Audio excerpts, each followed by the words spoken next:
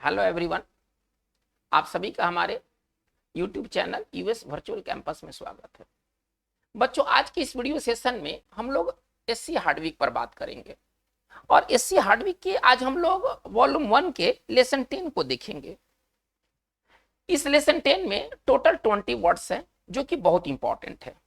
आगे आने वाले जितने भी आपके एग्जाम्स है, एसएससी है, बैंक है, सीडीएस है, एनडीए है, तमाम तरह के एग्जाम्स के लिए ये बहुत इंपॉर्टेंट ये सीरीज है, एससी हार्डविक की सीरीज। इसके पहले भी सारे चैप्टर्स हो चुके हैं, 1 2 3 4 5 6 7 8 9 ये सारे हो चुके हैं।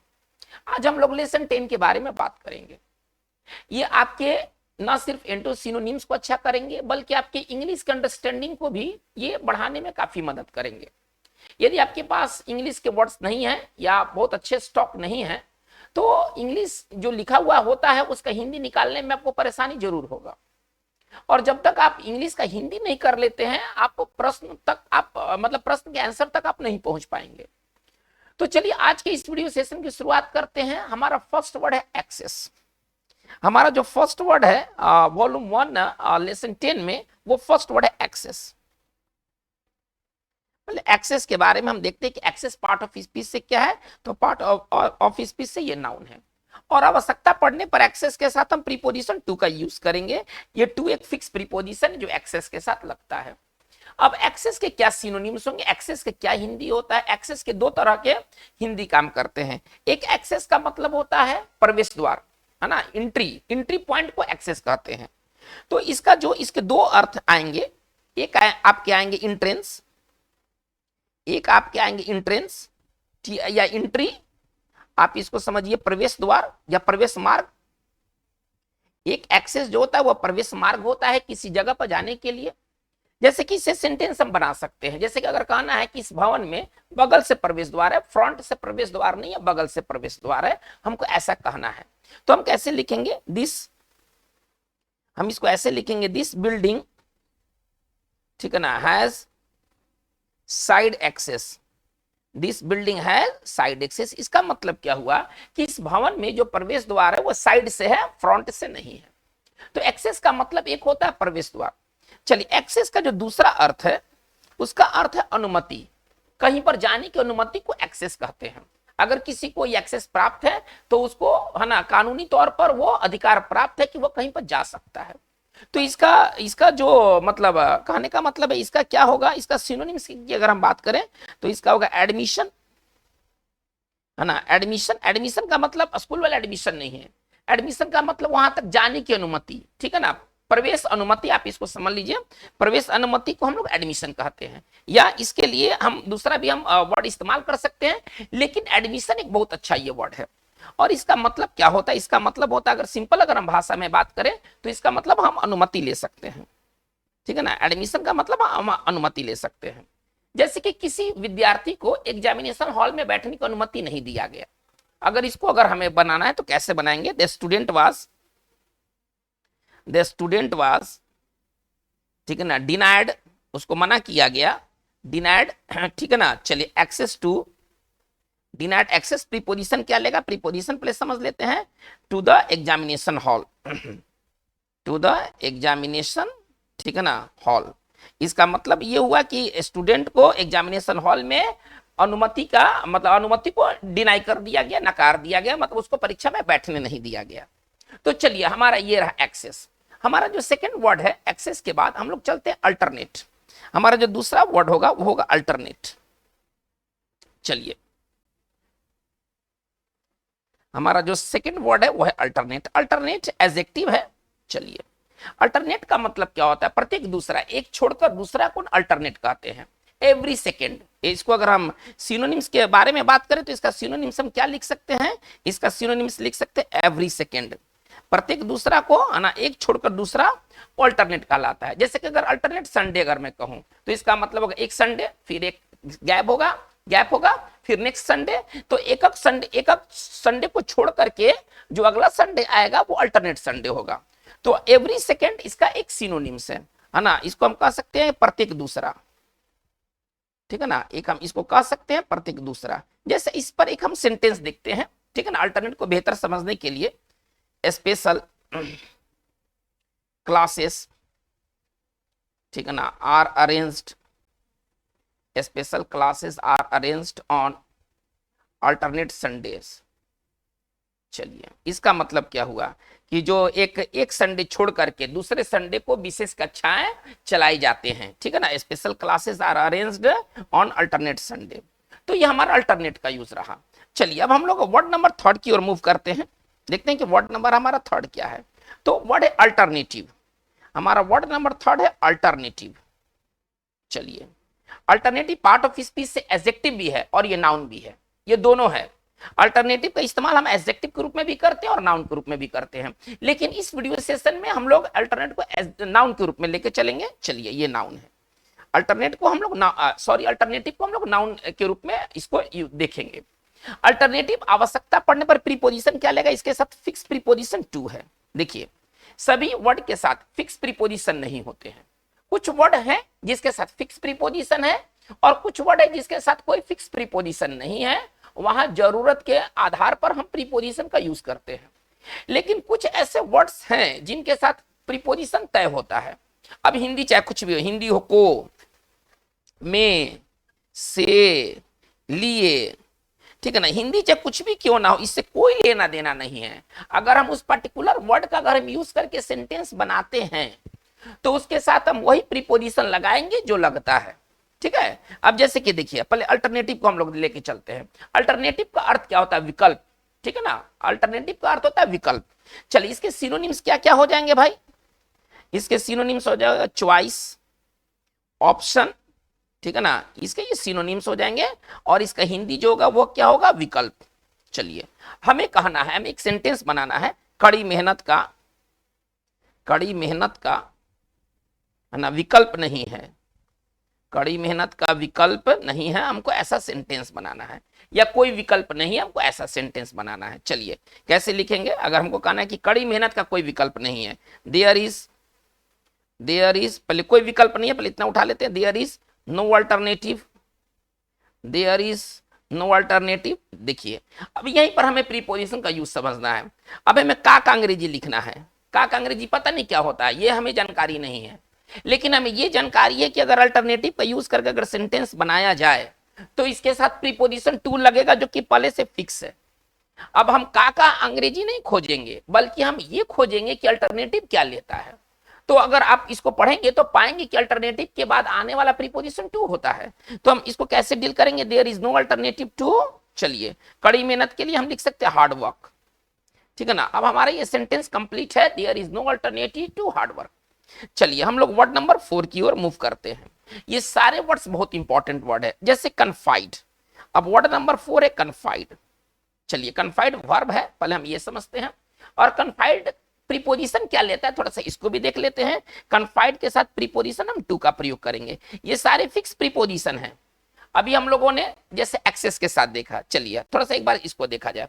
एक्सेस क्या लेता है, टू लेता है, ये इसके साथ फिक्स है। चलिए, अल्टरनेट के साथ कोई प्रीपोजिशन का यूज नहीं किया गया, मतलब इसके साथ कोई फिक्स प्रीपोजिशन नहीं है। यदि हमें जरूरत है तो जरूरत के हिसाब से हम प्रीपोजिशन उठाएंगे, पहले से कोई प्रीपोजिशन तय नहीं है। लेकिन एक्सेस के साथ तय है कि एक्सेस के साथ प्रीपोजिशन टू ही लगेगा।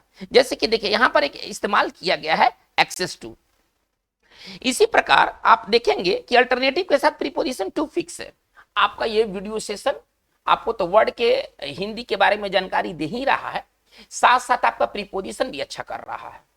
आप बिना प्रीपोजिशन पढ़े आप प्रीपोजिशन अच्छा कर सकते हैं वर्ड के बदौलत। अगर वर्ड पढ़ते हैं आप उसके साथ प्रीपोजिशन भी पढ़ते हैं, तो एक तरह से आपका प्रीपोजिशन का एक बड़ा हिस्सा अपने आप पूरा हो जाएगा बिना प्रीपोजिशन पढ़े। तो ये वर्ड्स आपके लिए तो है ही, साथ साथ इसमें लगने वाला प्रीपोजिशन भी ये काफी उपयोगी है। चलिए, अब हम कन्फाइड के बारे में बात करते हैं। कन्फाइड का मतलब क्या होता है, अगर आप कोई बात किसी को कन्फाइड करते हैं, यानी कि उसको आप शेयर करते हैं, उसको बताते हैं, है ना, उसको कोई राज की बात बताते हैं, ये कन्फाइड का मतलब होता है किसी को कोई बात बताना। अगर आप किसी को कोई बात बताते हैं, भेद खोलते हैं उसको, तो आप कन्फाइड करते हैं। चलिए, सिनोनिम्स इसका क्या होना चाहिए, इसके सिनोनिम्स पर थोड़ा सा ध्यान देते हैं। चलिए, इसका सिनोनिम्स होगा डाइवल्ज, रिवील, डिस्क्लोज। ये तीन अच्छे वर्ड हैं, ठीक है ना, इसके सिनोनिम्स के तौर पर। और इसका हिंदी क्या होगा, किसी को अपनी बात बताना, कोई राज की बात, ठीक है ना, या कोई गोपनीय बात। चलिए, किसी को अपनी बात बताना, बात कहना, बात बताना या बात कहना। चलिए थोड़ा इसके यूजेस को देखते हैं। चलिए, उसने, ठीक है ना, एक राज, है ना, एक राज अपने सबसे अच्छे मित्र को बताई। चलिए, ठीक है ना, उसने एक राज अपने सबसे अच्छे मित्र को बताई। चलिए, इसको हम लोग थोड़ा सा डील करते हैं। ही कन्फाइडेड, देखिए बताने के लिए क्या वर्ड है, कन्फाइड का यूज कर रहा हूं ना। ही कन्फाइडेड ए सीक्रेट, ठीक है ना, ही कन्फाइडेड ए सीक्रेट। अच्छा, अपने मित्र को का अंग्रेजी हमें पता नहीं कि को का अंग्रेजी क्या होता है, कन्फाइड क्या लेता है, हमें इस पर ध्यान देना है। तो अगर आप पढ़ेंगे तो आप यही पाएंगे कि कन्फाइड के साथ आने वाला प्रीपोजिशन टू होगा। चलिए, he confided a secret to his best friend, to his best friend. तो ये हमारा कन्फाइड का यूज रहा। अगर आप कोई बात किसी को कन्फाइड करते हैं, यानी कि आप वो बात उसको बताते, ये वर्ड नंबर हमारा 4 है। वर्ड नंबर 5 की ओर मूव करते हैं। तो वर्ड है कन्फाइन, वर्ड है कन्फाइन। देखिए, कन्फाइन के दो अर्थ होते हैं। कन्फाइन का पहला अर्थ हम लोग देख लेते हैं, सिनोनिम्स, इसका पहला सिनोनिम्स हम लोग देख लेते हैं। कन्फाइन का एक मतलब होता है किसी को एक जगह में ही, है ना, कैद कर रखना, कैद करके रखना, आप ऐसे समझिए, उसको बाहर नहीं जाने देना, उसको एक तरह के घेरा में कैद करना, इसको कन्फाइन करते हैं। अगर आप किसी को कन्फाइन करते हैं, इसका मतलब है कि आप उसको नजरबंद कर देते हैं, कैद कर लेते हैं। चलिए, अब इसके लिए बढ़िया सिनोनिम्स क्या है, इनक्लोज, इनक्लोज का मतलब घेर लेना। चलिए, एक बढ़िया वर्ड है इनकार्सिरेट, इनकार्सिरेट, सिनोनिम्स के तौर पर काम करेंगे। और एक सिनोनिम्स बना सकते हैं इंटर्न, ठीक है ना, इसको हम सिंपल भाषा में रख सकते हैं, कैद करना, नजरबंद करना, ठीक है ना, कैद करना, नजरबंद करना। अगर आप किसी को कन्फाइन कहीं पर करते हैं तो आप उसको वहां पर कैद कर लेते हैं, है ना, नजरबंद कर देते हैं, उसको इस घेरा से बाहर नहीं निकलने देते हैं। चलिए, इसका अब थोड़ा इसका बी अर्थ देखते हैं, किसी चीज को सीमित करना, ठीक है ना। अगर आप किसी चीज को सीमित करते हैं, उसको वहां से बाहर नहीं जाने देते हैं, तो आप कन्फाइन करते हैं। चलिए, पहले इसका एंटो पहले देख लिया जाए। इसका एंटो क्या होगा, इसका एंटो का रिलीज, मुक्त करना। पहले इस अर्थ का, है ना, इस अर्थ का नहीं, है ना, इस अर्थ का हम लोग एंटो देखते हैं। तो इसका एंटो का रिलीज, मुक्त करना। अगर आप किसी को कहीं से रिलीज करते हैं, आप उसको आजाद करते हैं, मुक्त करते हैं। चलिए, अब हम इसके पहले बी अर्थ को देखते हैं। अगर आप किसी चीज को अगर कन्फाइन करते हैं, इसका मतलब है कि आप उसको रेस्ट्रिक्ट करते हैं। चलिए, इसका सिनोनिम्स हो जाएगा रेस्ट्रिक्ट, सीमित रखना, ठीक है ना, सीमा में रखना, सीमा में रखना, ठीक है ना। चलिए, कन्फाइन के साथ यदि प्रीपोजिशन की आवश्यकता पड़े तो कन्फाइन के साथ प्रीपोजिशन टू का प्रयोग करेंगे। कोई कह रहा है कि अपने आंसर को 200 शब्दों तक रखना है, मतलब 200 शब्दों से बाहर नहीं निकालना है, तो इसको कैसे कहा जाएगा, ठीक है ना, कन्फाइन योर आंसर। देखिए, इसको कैसे कहा जाएगा, कन्फाइन योर आंसर, ठीक है ना, टू 200 वर्ड्स। देखिए, ये कन्फाइन का यूज रहा। कन्फाइन का यूज कैसे करेंगे, तो कन्फाइन के बाद आने वाला जो प्रीपोजिशन है वो टू आ रहा है। तो चलिए, ये हमारा कन्फाइन का यूज रहा। कन्फाइन का दो अर्थ होता है, एक कन्फाइन का अर्थ होता है नजरबंद करना, कैद कर देना। दूसरा कन्फाइन का अर्थ होता है सीमित करना, ठीक है ना, उसको आगे नहीं जाने देना। चलिए, हम लोग वर्ड नंबर 6 की ओर मूव करते हैं। बहुत इंपॉर्टेंट ये सारे वर्ड से आपके लिए। चलिए, अब हमारा अगला जो वर्ड है वो एक्सेस, ठीक है ना। एक्सेस का मतलब क्या होता है, जरूरत से ज्यादा को एक्सेस कहते हैं। अधिकता आप इसको कह लीजिए, अधिकता कह लीजिए। कोई चीज अगर जरूरत से ज्यादा है तो एक्सेस है वो। चलिए, अब एक्सेस का सिनोनिम्स क्या हो जाएगा, चलिए इसके थोड़ा सा सिनोनिम्स को देखते हैं। तो इसका सिनोनिम्स हो जाएगा सरप्लस, सरफिट, इसके सिनोनिम्स हो जाएंगे। और अगर इसके हिंदी के बारे में बात करें तो इसका हिंदी हो जाएगा अधिकता, ओवर एबंडेंस। एक और सिनोनिम्स दे सकते हैं, ओवर एबंडेंस, ठीक है ना, ओवर एबंडेंस। और इसको अगर हम हिंदी कहें तो इसका हिंदी क्या हो जाएगा, अधिकता। किसी चीज की एक्सेस उसकी अधिकता होती है। चलिए, अब इसके एंटोनिम्स की ओर थोड़ा सा मूव करते हैं। इसका एंटोनिम्स क्या होगा, इसका एंटोनिम्स होगा लैक, है ना। अगर किसी चीज का लैक है तो उसकी कमी है। तो चलिए, इसका एंटोनिम्स हो जाएगा लैक या डर्थ। इसका एंटोनिम्स हो जाएगा लैक या डर्थ, जिसका हम हिंदी कहते कमी या अभाव, जिसका हम हिंदी कहते कमी अथवा अभाव। किसी चीज का जो लैक होता है, डर्थ होता है, उसकी कमी अथवा अभाव होता है। चलिए अब इसके हम थोड़ा सा सेंटेंस से एक्सेस को समझते हैं। कह रहे हैं कि जरूरत से ज्यादा तनाव घातक हो सकता है, हमको ऐसे कहना है कि जरूरत से ज्यादा तनाव घातक हो सकता है। कैसे इसको लिखा जाए, एन एक्सेस ऑफ, है ना, इसको कैसे लिखा जाए, एन एक्सेस ऑफ स्ट्रेस, ठीक है ना, कैन बी फैटल, फैटल मतलब जानलेवा, कैन बी फैटल, और फैटल को आप यहां समझे घातक या जानलेवा। चलिए तो ये हमारा एक्सेस का यूज रहा। हम आगे बढ़ते हैं। हमारा अगला जो वर्ड है वह है इनिशिएटिव, हमारा अगला जो वर्ड है वह है इनिशिएटिव। चलिए इनिशिएटिव जो है वो नाउन है। देखिए इनिशिएटिव का मतलब क्या होता है, किसी चीज का इनिशिएटिव उसकी बढ़त होती है, उसके लाभ होता है, एक कंडीशन होता है अपर हैंड का, ये इनिशिएटिव कहलाता है। चलिए इसका साइन हम लिख सकते हैं upper hand, upper hand, advantage, है ना, एडवांटेज, एज, और इसको आप समझिए बढ़त या लाभ, बढ़त या लाभ को ना इनिशिएटिव कहते हैं। जैसे कि देखिए क्रिकेट की भाषा आप बेहतर समझेंगे। एक स्थिति क्या है कि कोई विकेट नहीं गिरा है और ऊपर के जो हमारे ओपनर्स जो हैं वो 100 रन बना लिए हैं और बिना विकेट गिरे, लेकिन तभी क्या हुआ कि 10 रन तक जाते जाते 5 विकेट इन्होंने गंवा दिया। इसका मतलब क्या है कि जो शुरू में इन्होंने विपक्षी टीम पर जो बढ़त बनाया था, शुरू में क्या था, 100 रन पर 0 विकेट था, तो शुरू में इन्होंने विपक्षी टीम को ना दबा के रखा था। लेकिन अचानक क्या हुआ कि 10 रन बनाते बनाते इनके 5 विकेट गिर गए। इसका मतलब क्या हुआ कि शुरू में इन्होंने जो बढ़त बनाया था, इन्होंने बढ़त को गंवा दिया और अंततः ये मैच हार गए। हमको ऐसा कहना है, ठीक है ना, हमको ऐसा कहना है कि जो टीम है वो शुरुआती बढ़त को उन्होंने गंवा दिया और वे मैच हार गए। हमको ऐसा कहना है तो कैसे कहेंगे, चलिए द टीम लॉस्ट, शुरुआती बढ़त कहना है, ठीक है ना, the team lost the early, early मतलब शुरुआती, बढ़त के लिए वर्ड क्या लेके चल रहे, इनिशिएटिव, द टीम लॉस्ट ना अर्ली इनिशिएटिव, तो गंवा दिया, तो 10 रन बनाने में 5 विकेट गंवा दिया, and lost the match, and finally, ठीक है ना, लॉस्ट द मैच, और अंततः जाकर के ये मैच को इन्होंने गंवा दिया। पहले तो लाभ गंवाया, इसके बाद अंततः इन्होंने मैच को गंवा दिया। तो कोई चीज का इनिशिएटिव उसकी बढ़त होती है, उसका फायदा होता है। आप फायदा में रहते हैं तो आप इनिशिएटिव को मेंटेन करते हैं, टेक द इनिशिएटिव, कदम उठाना किसी चीज के लिए। हालांकि इनिशिएटिव को और भी ज्यादा यूजेस हैं, हम लोग इनिशिएटिव के केवल एक यूज के बारे में यहाँ पर हम लोग बात कर रहे हैं। चलिए ये हमारा इनिशिएटिव रहा। वर्ड नंबर 8 की ओर हम लोग मूव करते हैं। चलिए इनिशिएटिव के बाद हमारा जो नेक्स्ट वर्ड है वो है सर लेजिटिमेट। देखिए लेजिटिमेट का मतलब क्या होता है, वैध, जायज, सही, ठीक है ना। यदि कोई चीज लेजिटिमेट है तो वो वैध है, जायज है, सही है। चलिए इसका सिनोनिम्स देख लेते हैं। चलिए प्रॉपर, राइटफुल, ठीक है ना, ट्रू, लीगलाइज्ड। चलिए ये हमारे, ये सर, ये हमारे इसके सिनोनिम्स रहे।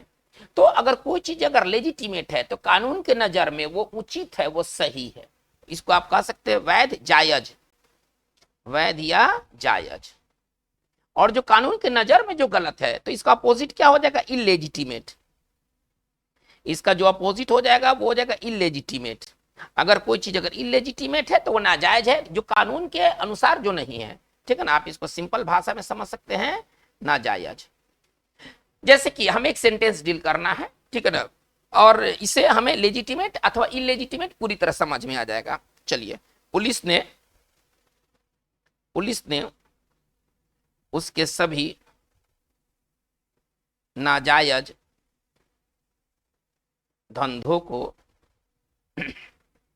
नष्ट कर दिया है। चलिए हमको ऐसा बात कहना है कि पुलिस ने उसके सभी नाजायज धंधों को नष्ट कर दिया। चलिए बनाते हैं, the police have, perfect tense में बनेगा, ये तो समझ में आ रहा है। चलिए एक वर्ड है बस्ट। अगर आप किसी को बस्ट करते हैं, बस्ट का मतलब होता है नष्ट कर देना, ठीक है ना, तोड़ देना, ठीक है ना, नष्ट कर देना। तो अगर आप कुछ को बस्ट करते हैं ना, आप उसको डिस्ट्रॉय कर देते हैं। The police have Busted all of his all of his, चलिए अब नाजायज के लिए हमें वर्ड उठाना है। नाजायज के लिए क्या देख रहे हैं, इलेजिटिमेट, ठीक है ना। ऑल ऑफ हिज इलेजिटिमेट, इसको थोड़ा सा देखा जाए, इलेजिटिमेट, ठीक है ना, और धंधा के लिए बिजनेस हो जाएगा। तो ये हमारा ये सेंटेंस कंप्लीट रहा, ठीक है ना। अगर कोई चीज अगर इलेजिटिमेट है तो वो नाजायज है। आपकी शिकायतें जायज हो सकते हैं, जायज शिकायतें, कहना है उसका शिकायत सही है, हमको ऐसा कहना है कि उसके पास कुछ सही शिकायतें हैं। अपना जो शिकायत कर रहा है ना वो गलत नहीं है, उसके पास कुछ सही शिकायत, हमको ऐसा कहना है। कैसे लिखेंगे, ही हैज सम, इसी चीज को लिखना है तो हम कैसे लिखेंगे, ही हैज सम, ठीक है ना, legitimate, he has some legitimate grievances, ठीक है ना, लेजिटिमेट थोड़ा ढंग से। चलिए इसको हमको लिखना है तो कैसे लिख सकते हैं, ही हैज सम, ठीक है ना, लेजिटिमेट, है ना, ग्रीवांसेस, ये ए है, इसको आप ए पढ़े, ठीक है ना, लेजिटिमेट ग्रीवांसेस, ग्रीवांस मतलब शिकायत, ठीक है ना, उसके पास कुछ जायज शिकायतें हैं, वो जो शिकायत कर रहा है वो सही है, उसकी शिकायत करना सही है, तो ये लेजिटिमेट हो गया। वर्ड नंबर हम लोग 9 की ओर मूव करते हैं। ये वर्ड नंबर अभी हमारा जो था वो लेजिटिमेट नंबर 8 था, वर्ड नंबर 9 की ओर आते हैं। चलिए मैसिव, देखिए यदि कोई चीज मैसिव है तो बहुत बड़ा है और बहुत भारी है ना, ह्यूज एंड हेवी, इसमें ये विशाल भी रहेगा और इसमें वेट भी रहेगा। बहुत बड़ा को ना मैसिव कहते हैं। क्रिकेट आप कमेंट्री कभी भी सुनिए, massive six, massive score, massive target, आपको बहुत बार बार सुनने को मिलेगा। मैसिव, मैसिव बहुत ही कॉमन वर्ड है ना, ये बहुत ही कॉमन वर्ड है, आपको जगह जगह मैसिव शब्द देखने को मिलेंगे। तो कोई चीज यदि मैसिव है तो बहुत बड़ा है, विशाल है वो। चलिए अब इसके ये सिनोनिम्स क्या हो जाएंगे, तो लिख सकते इनॉर्मस बहुत बड़ा, इनॉर्मस बहुत बड़ा, ह्यूज, कोलोसल, ये सबका मतलब क्या है, बहुत बड़ा, विशाल, ठीक है ना। इसका हिंदी हम लिख सकते हैं विशाल, बहुत बड़ा। चलिए इसका एंटो क्या हो जाएगा, टीनी, यदि कोई चीज टीनी है तो वो छोटा है, यदि कोई चीज टीनी है तो छोटा है। हमको कहना है कि जुपिटर सबसे बड़ा और सबसे भारी ग्रह है, बड़ा भी है, आकार में भी सबसे बड़ा है और वेट में भी सबसे ज्यादा। इस हमको कैसे बनाएंगे, इस चीज को कैसे बनाएंगे, जुपिटर हम कैसे लिख सकते हैं, जुपिटर बृहस्पति, ठीक है ना, is the most massive, is the most massive planet, नहीं, चलिए जुपिटर जो है ना वो सबसे बड़ा और सबसे भारी ये प्लेनेट है। चलिए नंबर हम लोग 10 की ओर आ रहे हैं। मैसिव के बाद हमें देखना है मर्ज। चलिए अगर आप दो चीजों को मर्ज करते हैं, आप उसे मिला देते, विलय करना, यदि दो चीज आपस में मर्ज करते, आपस में वो विलय हो जाते, मिल जाते हैं। चलिए इसके सिनोनिम्स क्या हो जाएंगे भाई, सॉरी पहले सिनोनिम्स को पहले देख लेते हैं, फिर एंटोनिम्स को देखा जाएगा। चलिए मिलाना, विलय करना, इसके लिए क्या हमारे पास सिनोनिम्स है। चलिए कंबाइन, अगर सिंपल वर्ड की बात करें तो कंबाइन। एक वर्ड है एमालगामेट, चलिए एमालगामेट, एमालगामेट का भी अर्थ होता है मिला देना। आप लोग साइंस में पढ़े होंगे अमलगम, अमलगम क्या होता है, साइंस में अमलगम क्या होता है, तो पारा के साथ किसी धातु को मिला देना अमलगम कहलाता है। यदि पारा के साथ यदि हम किसी धातु को कंबाइन करते हैं तो इसको साइंस में अमलगम कहा जाता है। इसी से अंग्रेजी में वर्ड बना अमालगमेट। अमालगमेट का मतलब होता है मिला देना, विलय करना, ठीक है ना। चलिए आप लिख सकते यूनिफाई, आप लिख सकते यूनिफाई। चलिए तो इसका सिंपल अगर हिंदी कहें मर्ज, तो मर्ज मतलब विलय करना, मिला देना, विलय करना, मिला देना। चलिए और आवश्यकता पड़ने पर मर्ज अपने साथ प्रीपोजिशन, अगर आवश्यकता पड़े तो इसके साथ जो फिक्स प्रीपोजिशन इस्तेमाल होंगे वो विथ होंगे। चलिए अब इसका अपोजिट क्या होगा भाई, स्प्लिट। अगर आप किसी चीज को स्प्लिट करते हैं तो आप उसको विखंडित करते, तोड़ देते हैं, ठीक है ना। स्प्लिट का मतलब होता है विखंडित करना, तोड़ देना। अगर आप किसी चीज को स्प्लिट करते, आप उसको विखंडित करते, तोड़ देते हैं। हमें कहना है कि घाटा उठाने वाले बैंकों को एसबीआई में मिला दिया गया है, ठीक है ना। जितनी कंपनियां घाटा, जितने बैंक्स घाटा उठा रहे थे उनको एसबीआई में उनका मतलब उनको मर्ज कर दिया गया। हमको ऐसा सेंटेंस बनाना है। चलिए घाटा उठाने वाले, घाटा उठाने वाले बैंकों को एसबीआई में विलय कर दिया गया, कर दिया गया। हमको ऐसा सेंटेंस बनाना है। चलिए कैसे लिखेंगे, लॉस इनकरिंग, ठीक है ना। चलिए इस चीज को अगर हमें लिखना है तो कैसे लिखेंगे, लॉस इनकरिंग बैंक्स, ये हो गया घाटा उठाने वाले बैंक्स। चलिए वर, ये सिंपल पास्ट टेंस का पैसिव है वर। चलिए विलय कर दिया गया। विलय करने के लिए हमारे पास बहुत सारे वर्ड है, ठीक है ना। विलय करने के लिए हम मर्ज इस्तेमाल कर सकते हैं, इनका भी अर्थ होता है विलय करना, मिला देना, हम इनका भी यूज कर सकते हैं, लेकिन हमारा मूल वर्ड क्या है, मर्ज है। अतः हम अपने मूल वर्ड को लेके चल रहे हैं। ओके, चलिए कैसे लिखेंगे, लॉस इनकरिंग बैंक्स वर, चलिए मर्ज्ड। अच्छा, मेक अंग्रेजी क्या होता है, वैसे तो मेक अंग्रेजी होता है इन होता है, लेकिन मर्ज क्या लेगा हमको ये देखना है, ठीक है ना। मर्ज के साथ जो प्रीपोजिशन यूज होगा वो विथ होगा। कैसे लिखेंगे, loss incurring banks were merged with SBI. तो हमारा ये रहा मर्ज का यूज। चलिए हम लोग वर्ड नंबर अब हम लोग 11 लेके चलते हैं। चलिए 11 है म्यूचुअल। देखिए म्यूचुअल का मतलब क्या होता है, पारस्परिक, ठीक है ना। म्यूचुअल का मतलब होता है पारस्परिक, ठीक है ना। चलिए इसके सिनोनिम्स क्या हो जाएंगे, तो इसका सिनोनिम्स हो जाएगा रेसिप्रोकल, पारस्परिक, ठीक है ना, और लिख सकते हैं शेयर्ड, ठीक है ना। इसका अगर सिंपल अगर हिंदी कहें तो पारस्परिक, ठीक है ना। अगर हम लोग म्यूचुअल फ्रेंड्स हैं तो आपस में एक दूसरे के हम लोग दोस्त है, पारस्परिक दोस्त है। तीन लोग अगर म्यूचुअल फ्रेंड्स है आपस में तो सब एक दूसरे का दोस्त है। चलिए तो म्यूचुअल की बात हो गई। अब हम लोग वर्ड नंबर 12 की ओर आते हैं। तो वर्ड है न्यूट्रिशस। देखिए न्यूट्रिशस का मतलब पौष्टिक होता है, भोजन के सेंस में इसका इस्तेमाल होता है। न्यूट्रिशस का मतलब पौष्टिक होता है, ठीक है ना। चलिए इसके सिनोनिम्स को देखते हैं। तो इसका सिनोनिम्स क्या होगा, है ना, होलसम, एक होता है ना संपूर्ण आहार के सेंस में एक वर्ड इस्तेमाल होता है ना, होलसम। जैसे कि दूध क्या है, एक संपूर्ण आहार है, हमको ऐसे कहना है। तो दूध कौन सा वो मील है, वो एक होलसम मील है। चलिए लिख सकते हैं न्यूट्रिटिव, एक दूसरा साइन लिख सकते हैं न्यूट्रिटिव। हालांकि ये जो दो वर्ड है ना, ये बहुत ही हाई क्वालिटी के ये वर्ड नहीं है, ठीक है ना। इनका हालांकि किताब में दे दिया गया तो मैंने आपको यहाँ एक्सप्लेन कर दिया, लेकिन ऐसा वर्ड नहीं है जिस पर हम कोई खास ध्यान दें। चलिए तो न्यूट्रिशस का मतलब सिर्फ आप ये जान लीजिए पौष्टिक, ठीक है ना। अगर कोई चीज अगर न्यूट्रिशस है तो पौष्टिक है, और कोई भोजन अगर पौष्टिक नहीं है तो इसका एंटो क्या करेंगे, अनहोलसम, इसी में कुछ जोड़ देते हैं तो इसका एंटो तैयार हो जाएगा। इसके एंटो के लिए हमें ज्यादा कुछ माथा पच्ची नहीं करना है, इसका एंटो हो जाएगा अनहोलसम, जो कि स्वास्थ्यवर्धक नहीं है, ठीक है ना। अगर कोई भोजन अगर अनहोलसम है तो वो स्वास्थ्यवर्धक नहीं है। चलिए वर्ड नंबर हम लोग 13 की ओर मूव करते हैं। 13 वर्ड देखते हैं, बहुत इंपॉर्टेंट है 13। चलिए फेज का मतलब क्या होता है, स्टेज, चरण, ठीक है ना। कोई चीज का फेज स्टेज होता है, जैसे कि चुनाव 4 चरण में होंगे, एग्जाम 4 चरण में हुआ, तो ये सारे इसके फेज हैं। चलिए इसका कुछ खास ये दमदार वर्ड नहीं है, हम इसका एक साइनो सिर्फ लिख करके आगे बात को लेकर चलते हैं। स्टेज, ठीक है ना। फेज का मतलब बस यही चीज होता है, चरण स्तर को ना हम लोग फेज या स्टेज कहते हैं। आइएगा वर्ड नंबर 14 जो कि इससे ज्यादा इंपॉर्टेंट है, रैंडम। चलिए अगर आप कोई चीज को रैंडम करते हैं तो आप जैसे तैसे करते हैं, प्लान्ड वे में नहीं करते हैं। चलिए ये पार्ट ऑफ स्पीच से ये नाउन था और ये पार्ट ऑफ स्पीच से एडजेक्टिव है।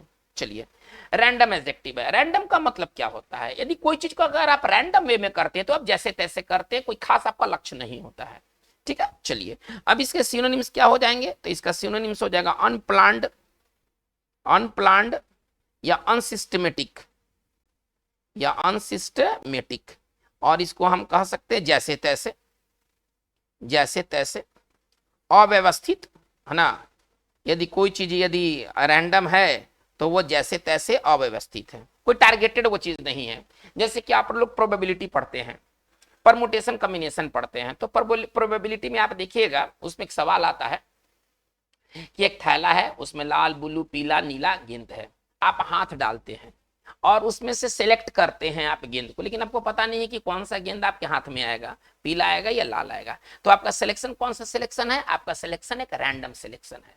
रैंडम का मतलब क्या होता है, जो कि एक खास टारगेट ना हो, ठीक है ना। वो चीज मतलब अनसिस्टमेटिक वे में है, अनप्लान्ड वे में है। चलिए अब जैसे कि अगर हमको कहना है कि जैसे तैसे पढ़ाई का कोई फायदा नहीं है, हम लोग ज्यादातर रैंडम स्टडी करते हैं, कभी पढ़ते कभी नहीं पढ़ते, कभी कुछ पढ़ते कभी कुछ पढ़ते हैं, कोई खास ना टारगेट को लेकर नहीं चलते हैं। अगर इसी को कहना है कि जैसे तैसे पढ़ाई का कोई फायदा नहीं है, चलिए अगर हमें कहना है जैसे तैसे या अव्यवस्थित कह लीजिए, जैसे तैसे पढ़ाई का कोई फायदा नहीं है, कोई फायदा नहीं है। चलिए कैसे लिखेंगे, इसके लिए जैसे तैसे के लिए हम लोग कौन सा वर्ड चुन रहे हैं, तो रैंडम। कैसे लिखेंगे, रैंडम स्टडी, ठीक है ना, कैसे लिखेंगे, रैंडम स्टडी, और कोई फायदा नहीं है, इज ऑफ नो अवेल, ठीक है ना, यदि कोई चीज अगर ऑफ नो अवेल है तो कोई फायदा नहीं है, बस आप ये समझ ले। तो ये रैंडम का ये यूज रहा। चलिए इसका एंटोनिम्स क्या होगा, अब इसका एंटोनिम्स आप कह सकते हैं व्यवस्थित, ठीक है ना। चलिए अब इसमें कुछ करना नहीं है, बस यहां से ये हटा देंगे, एंटो हमें तैयार है। तो इसका एंटो क्या हो जाएगा, प्लान्ड, है ना। यदि कोई चीज को प्लान्ड वे में करते तो सुनियोजित तरीके से करते हैं, ठीक है ना, सिस्टमेटिक, प्लान्ड सिस्टमेटिक।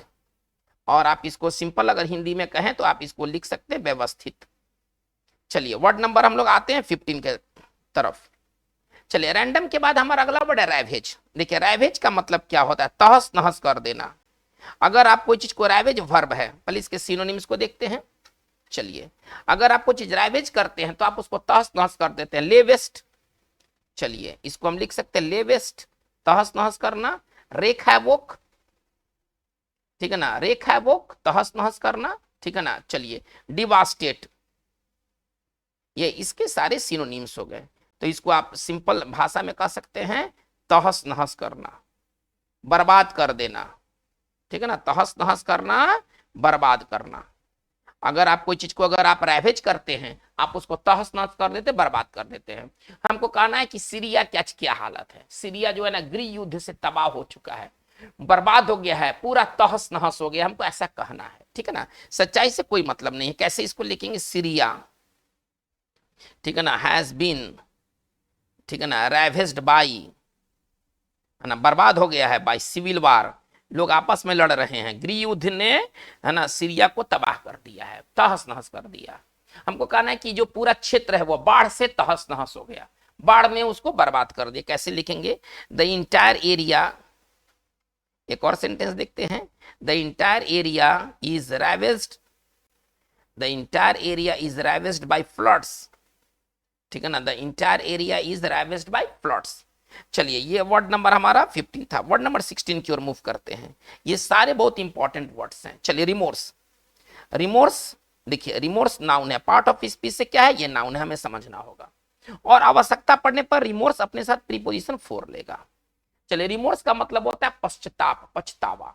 चलिए अब इसके लिए सिनोनिम्स क्या हो जाएगा, रिपेंटेंस, ठीक है ना। अगर आप रिपेंटेंस करते हैं, पछताप करते हैं, पछतावा करते हैं, रिमोर्स, ठीक है ना। पेनिटेंस, चलिए पछतावा के लिए हमारे पास और भी वर्ड है, लेकिन remorse is the best. Remorse इसका भले रिपेंटेंस इसका साइनो है, पेनिटेंस इसका साइनो है, लेकिन रिमोर्स इज द बेस्ट। पछतावा कहना है, पश्चाताप कहना है, तो रिमोर्स का इस्तेमाल करते हैं, ठीक है। चलिए तो रिमोर्स का हिंदी क्या हो जाएगा, पछतावा, पश्चाताप एक ही चीज है। चलिए हमें सेंटेंस बनाना है रिमोर्स से कि उसे अपने कुकर्मों पर कोई पछतावा नहीं है, कुछ गलत किया है लेकिन इस पर कोई पछतावा नहीं है, उसे अपने कुकर्मों पर, उसे अपने कुकर्मों पर कोई पछतावा नहीं है। चलिए इसको थोड़ा देखा जाए, उसे अपने कुकर्मों पर कोई पछतावा नहीं है, इसको कैसे बनाएंगे, ही हैज नो। चलिए उसे कोई पछतावा नहीं, पहले इतना उठाते हैं, ही हैज नो। चलिए पछतावा के लिए वर्ड क्या है, रिमोर्स, ठीक है ना। चलिए चलिए यहाँ पर है, इसको आप पर समझें। देखिए पर के लिए अंग्रेजी क्या होता है, ये तो पता नहीं है कि पर के लिए क्या होता है। रिमोर्स क्या लेता है, हमको ये देखना है, यही फिक्स प्रीपोजिशन की बातें हैं। हिंदी होगा पर, में, से, लिए, को, इससे कोई मतलब नहीं है। यहाँ कुछ भी आ जाए, पर के जगह पर कुछ भी आ जाए, इससे कोई लेना देना नहीं है। हमें ये चेक करना है कि रिमोर्स लेता क्या है। तो रिमोर्स के साथ फोर का इस्तेमाल होता है। He has no remorse for his misdeeds, कुकर्म के लिए क्या है, जो उसने गलत काम किए हैं, मिसडीड्स। चलिए मिसडीड्स का मतलब गलत कार्य होते हैं। तो ये हमारा वर्ड नंबर 16 रहा। वर्ड नंबर 17 की ओर आते हैं। चलिए इसके बाद हमारा रस्टिक है। देखिए रस्टिक का मतलब क्या होता है, रस्टिक मतलब होता है ग्रामीण, ये पार्ट ऑफ स्पीच से एडजेक्टिव है। चलिए इसके सिनोनिम्स देख लेते हैं। तो इसका सिनोनिम्स हो जाएगा बिकोलिक, रूरल, ठीक है ना, कंट्री साइड। तो इसका हिंदी हो जाएगा ग्रामीण, देहाती, ठीक है ना। इसका हिंदी हो जाएगा ग्रामीण, ग्रामीण, देहाती।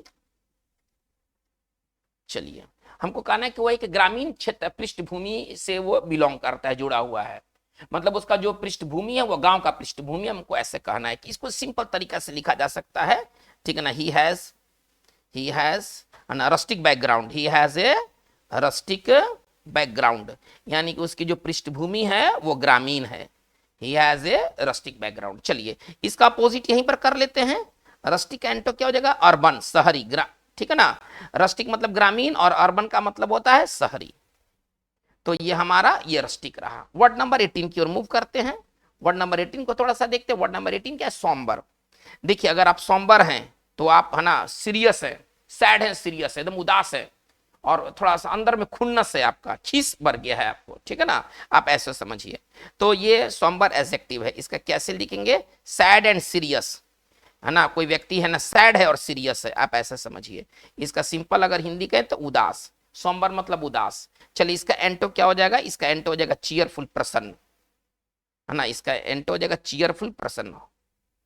चलिए हम लोग वर्ड नंबर आते हैं 19 की तरफ। वर्ड है थ्रिफ्टी।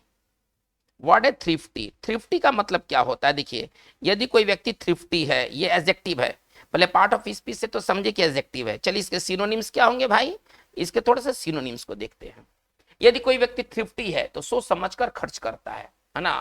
अल्पव्ययी है, ऐसा नहीं कि पैसा लुटाता है, ऐसा नहीं कि पैसा लुटाता है, सोच समझकर खर्च करता है। जो अल्पव्ययी हो, जो फालतू में खर्च ना करे, वो थ्रिफ्टी होता है। चलिए तो थ्रिफ्टी का सिनोनिम्स क्या हो जाएगा, प्रोविडेंट, प्रोविडेंट, फ्रूगल, ठीक है ना, इकोनॉमिकल, ये सारे इसके सिनोनिम्स हैं। इकोनॉमिकल, स्पेयरिंग, ये सबका मतलब क्या होता है, बचत करने वाला, जो पैसे के प्रति केयरफुल हो।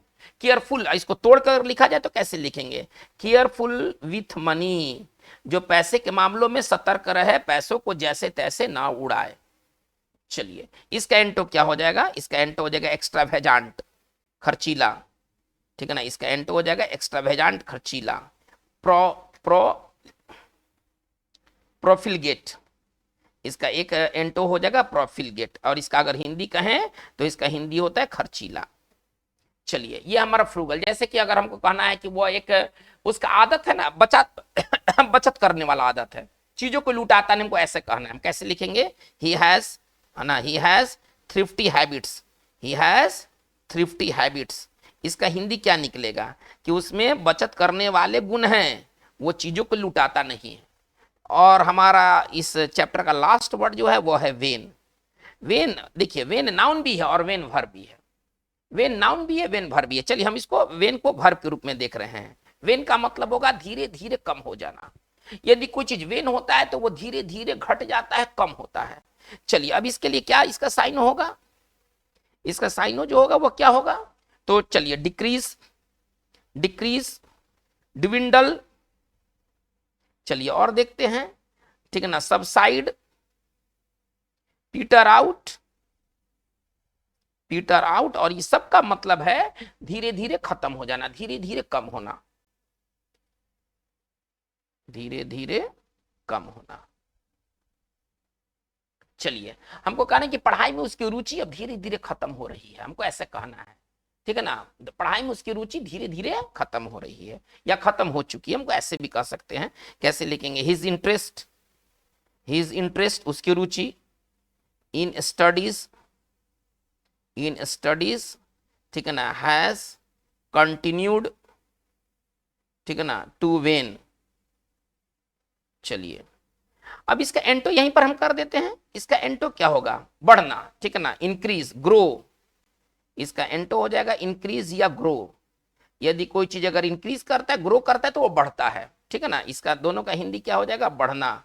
अगर सिंपल भाषा में कहें तो इनका हिंदी जो हो जाएगा वो होगा बढ़ना। तो बच्चों आज का हमारा ये लेसन 10 का ये पूरी तरह से बात क्लियर हो गया। लेसन 10 में हम लोगों ने टोटल 20 वर्ड्स को देखे। ये 20 वर्ड्स आपके आगे आने वाले एग्जाम्स के लिए अत्यंत फ्रूटफुल साबित होगा। इसके अलावा देखिए अगर आपके पास वर्ड है तो आप कुछ भी समझने में सक्षम होंगे, और जब आप हिंदी किसी चीज का निकाल लेंगे तो फिर आप सही आंसर तक आप पहुंच पाएंगे। तो आज की बात बस इतना ही। ये वीडियो को आप लाइक करें, शेयर करें। अगर आप नए हैं और आपने इस वीडियो को, इस चैनल को सब्सक्राइब नहीं किया है, ईवीएस वर्चुअल कैंपस को सब्सक्राइब नहीं किया है, तो आप इसे सब्सक्राइब करें। आपको आगे आने वाले दिनों में और सारी इंटरेस्टिंग वीडियोस देखने को मिलेंगी। Thank you very much.